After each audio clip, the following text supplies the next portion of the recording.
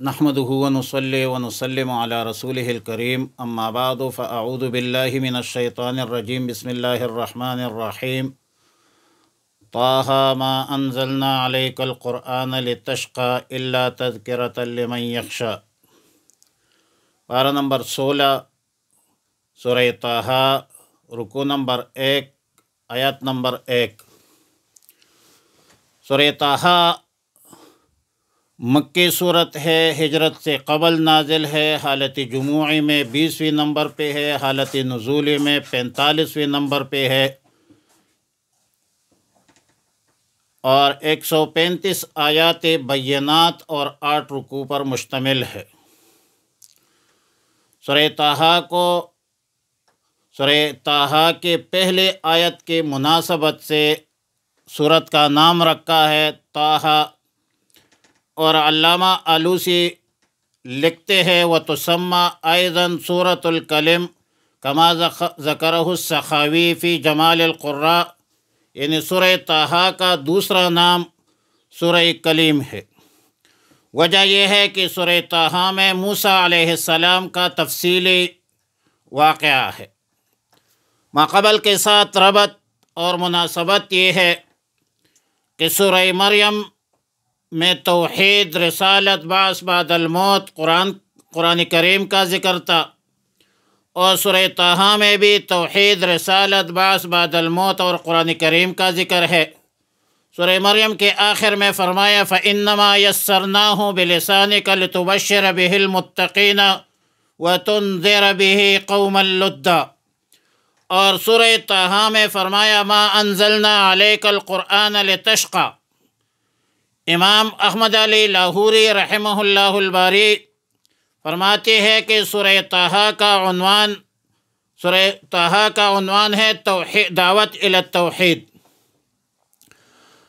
مسند دارمی میں سیدنا ابو ہریرہ رضی اللہ تعالی عنہ سے روایت ہے کہ رسول اللہ صلی اللہ علیہ وسلم نے فرمایا کہ اللہ رب العالمین نے آسمان و زمین پیدا کرنے سے 2000 سال پہلے سورہ طٰہٰ اور سورہ یاسین پڑھی، فرشتوں کو سنائی، تو فرشتوں نے کہا کہ بڑے خوش نصیب ہے، بڑے مبارک لوگ ہیں وہ لوگ، وہ امت جس پر یہ صورت نازل ہوگی، اور مبارک ہے وہ سینہ جو اس کو حفظ کرے، مبارک ہے وہ زبانیں جو ان دونوں صورتوں کو پڑھے۔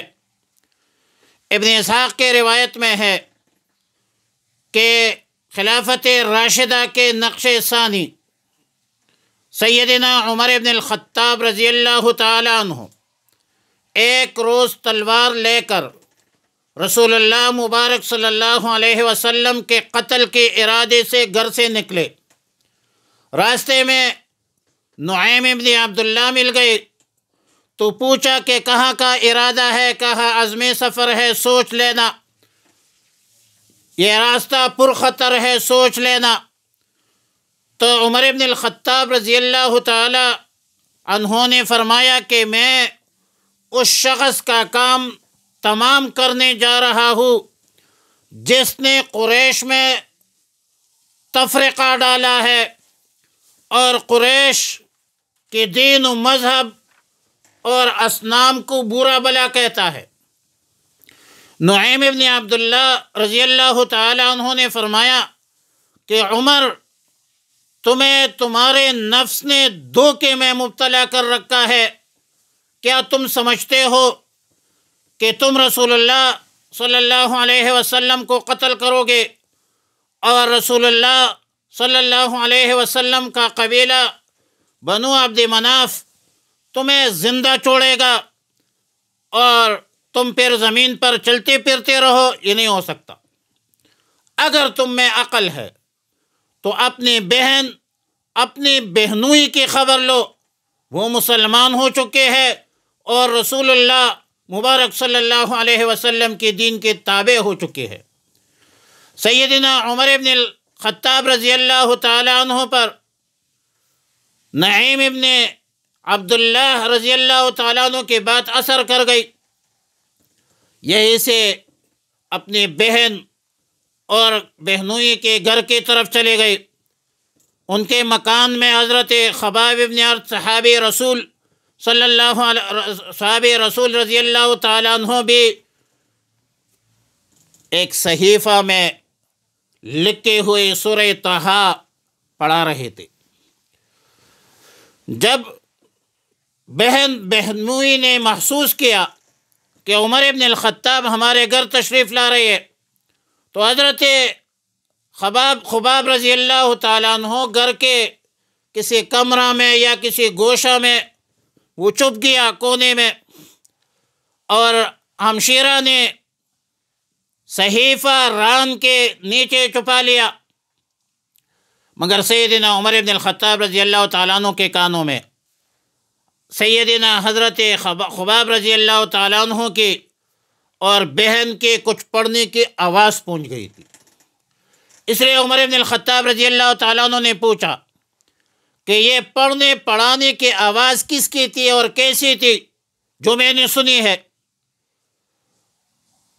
انہوں نے پہلے بات کو ٹالنے کی کوشش کی کہ کچھ بھی نہیں، مگر چونکہ سیدنا عمر ابن الخطاب رضی اللہ تعالیٰ عنہ نے بات کھول دی کہ مجھے یہ خبر ملی ہے کہ تم دونوں مسلمان ہو گئے ہو اور رسول اللہ مبارک صلی اللہ علیہ وسلم کے دین میں داخل ہو گئے ہو، رسول اللہ صلی اللہ علیہ وسلم کے تابع ہو چکے ہو، اور یہ کہہ کر اپنے بہنوئی سعید ابن زید رضی اللہ تعالیٰ عنہ پر ٹوٹ پڑے۔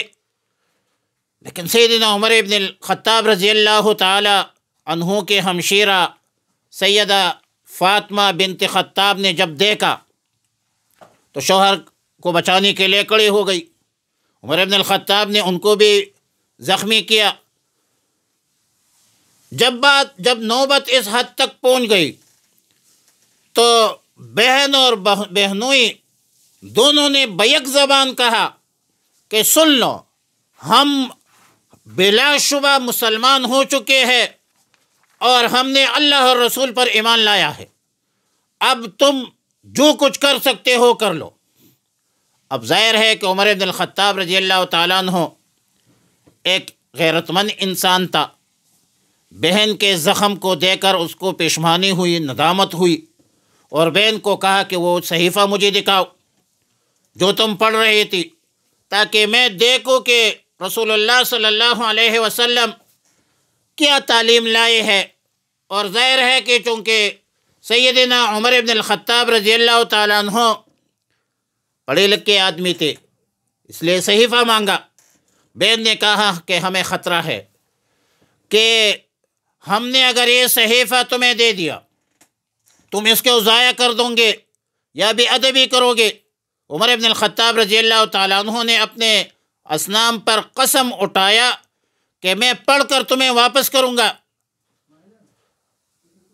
عمر بن الخطاب رضی اللہ تعالیٰ عنہ کے ہمشیرہ سیدہ فاطمہ نے جب یہ رخ دیکھا تو کچھ امید پیدا ہو گئی کہ شاید عمر بن الخطاب رضی اللہ تعالیٰ عنہ مسلمان ہو جائے، لیکن ساتھ یہ بھی کہا کہ بھائی بات یہ ہے کہ تم نجس ہو، ناپاک ہو، اور اس صحیفہ کو پاک آدمی کے علاوہ کوئی ہاتھ نہیں لگا سکتا۔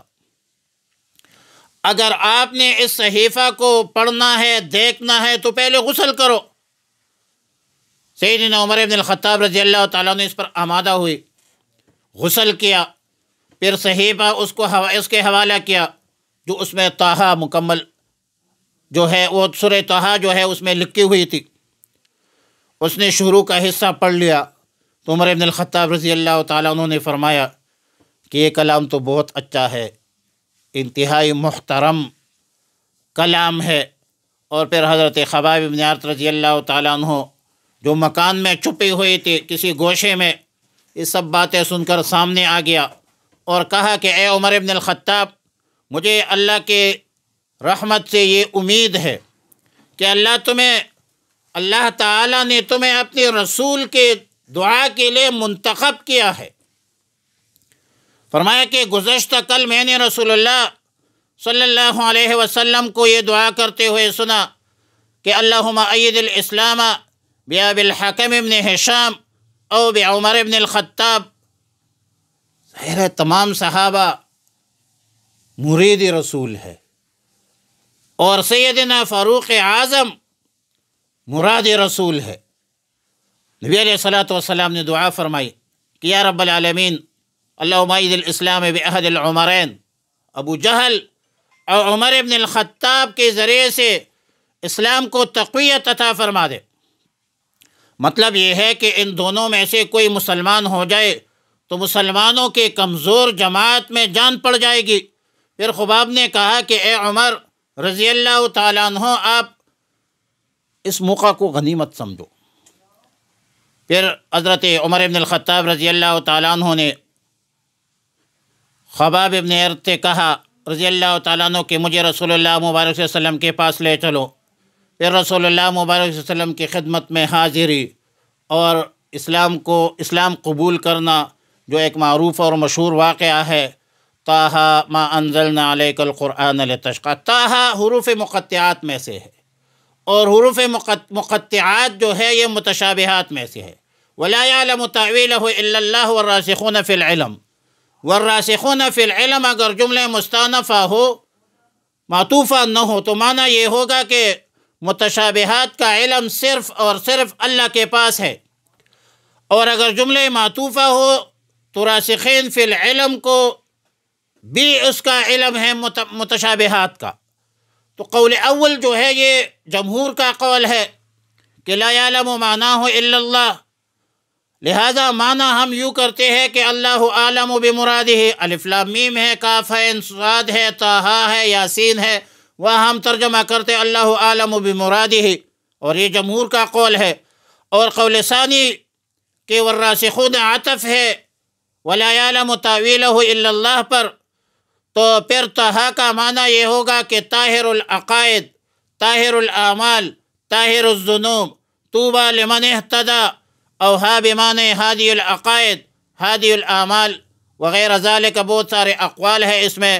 اللہ سے دعا ہے کہ ہمیں نیک اعمال کی توفیق عطا فرمائے۔